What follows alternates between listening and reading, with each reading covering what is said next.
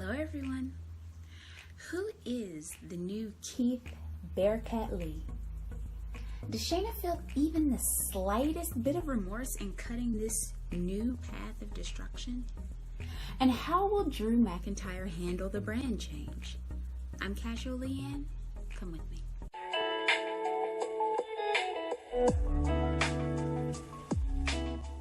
So our hosts for this post-Extreme Rules edition of Raw Talk are Scott Stanford and Matt Camp. They begin with headlines. So Big E retained over Bobby Lashley in a steel cage match. Now Camp mentions that a WWE Championship match also started the show. The Hurt Business's reunion was accompanied by the New Day running some interference, which would lead to a second matchup for the main event.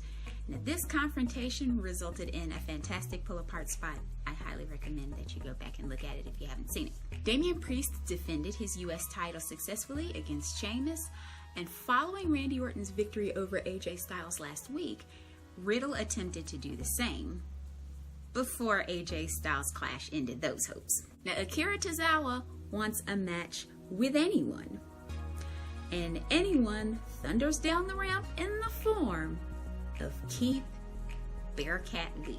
Now, he squashes Akira Tozawa like a warm eclair on a summer sidewalk. The hosts note the new disposition on Keith Lee, this enhanced intensity, and the ease with which he dispatched Akira Tozawa, and they throw it to Kevin Patrick and Keith Lee. KP and any other inquiring minds want to know, is there something to be said about this new attitude?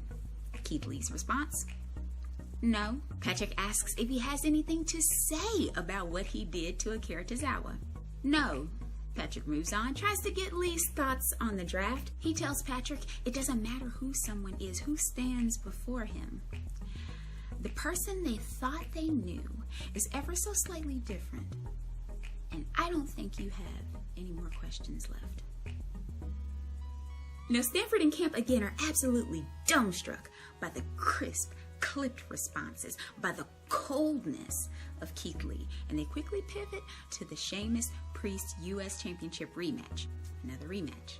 Again, the Sheamus Priest United States Championship rematch of a rematch that's happened again. Camp reminds us that they literally just did this the night before at Extreme Rules. Thank you, Camp. Thinking the same thing. He adds that he thought Priest was about to lose the championship, but he consistently got up to eventually win.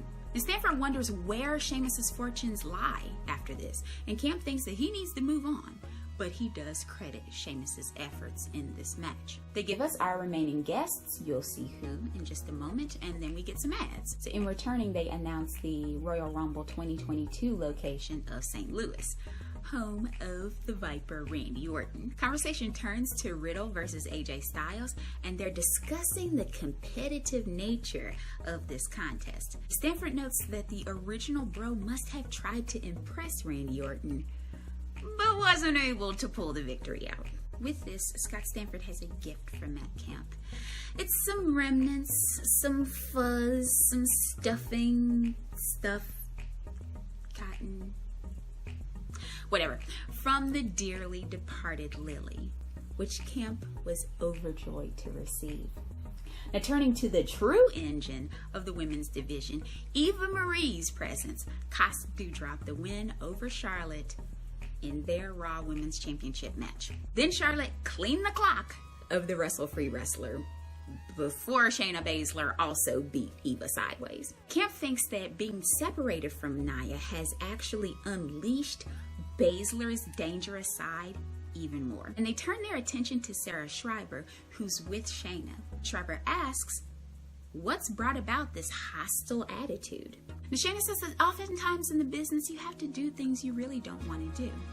Nia was her only friend in the locker room, and doing that to her did not feel good. And this is good. She's offering some explanation to not only explain her actions, but the obvious conflict and torment kind of simmering in her face when she crushed Nia's arm. But she says that tonight felt good, so referring to crushing Eva's arm. She realized that that was the exact feeling she'd been chasing after this entire time.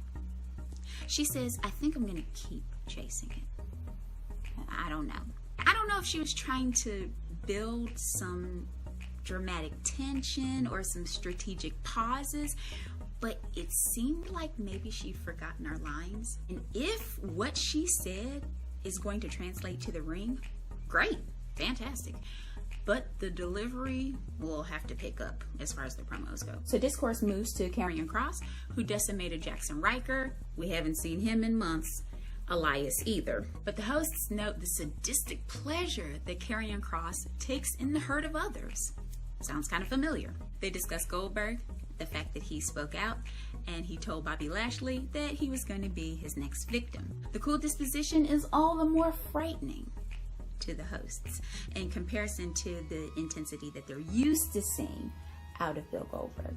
And they move to the main event, specifically the fact that Bobby Lashley attacked the WWE Champion far before the match even started. The match itself was not without its share of shenanigans, with the New Day defending against the Hurt Business, who didn't want E to be able to escape from the cage. But Big E rallied, stayed on the former champion, and gave Lashley a second big ending from the middle rope to retain the championship. Now, at the end of all of this, Drew McIntyre returned. Now, we hadn't seen him in a few weeks before then. He returns with a striking silent challenge for the WWE title. And with that, Kevin Patrick, who is backstage with Drew McIntyre, is given the floor. Now, Drew notes his respect for the WWE champion and how richly he actually deserved this. But it's unfortunate that he's the champion now, because Drew wants his title back. Kevin Patrick asks, how was the European tour? And they run through all of the different cities on the tour. Drew talks about how much he really enjoyed being back with family. And Kevin Patrick asks about the draft and what will happen if Drew leaves. Drew says, then I'll come for the Universal Championship. Now, following this, Patrick is all about the hard questions, the tough underlying decisions, the deepest of the depths. He wants to know, what does dinner look like tonight? Then they faded out. They faded out. I wanted to know what Drew McIntyre was eating. That was the final bit of the show. My must-watch recommendation this time is Drew McIntyre. He sneaks in material about being at home, which was sweet. He lets us know that he intends to stay in the title picture no matter where he is, and reminds us of why he was out of the picture in the first place. The stipulation that he couldn't challenge anymore while Bobby Lashley was champion. He packs in a lot of content quickly. This is kind of one of his staples in terms of promo work and interviews, all of that sort of thing. I'm ready to see him start knocking heads on SmackDown, even though it stunk that they interviewed him right after the draft. So now we know automatically that he's going to lose to Big E when he challenges for the WWE title. The rating for this week is 3.5 out of 5. Now, Shayna, unfortunately, was just not that good, despite the improved context for her character. This segment just really kind of drug things down a little, but hopefully it was just kind of a one-time thing and she'll get a lot better. I thought they could have found someone a little more consequential for the evening than Lee. He literally just squashed Akira Tozawa in his very first match back. You know, kind of wait until he's amassed a few more wins and he's hot, then bring him on. He did a lot with relatively few lines. He's downright icy. I think it's a good direction. I don't want them to make him this kind of one-dimensional strength spot machine without taking advantage of his mic skills, but they're still kind of tinkering. They're working on this Keith Lee relaunch, so I'm optimistic about what may come of it. Drew's always great, so taken all together, things are just a little bit above average. What do you all think? What do you make of the new Keith Lee? How is Drew McIntyre on SmackDown going to work out? Will this opportunity for increased brutality finally be the shot in the arm, pun intended, that Shayna's career needs? Let me know in the comments. Be sure to like, share, comment, and subscribe, and tap that bell icon to make sure you get notifications for when new videos come out. Thank you all so much for watching, and I'll see you soon.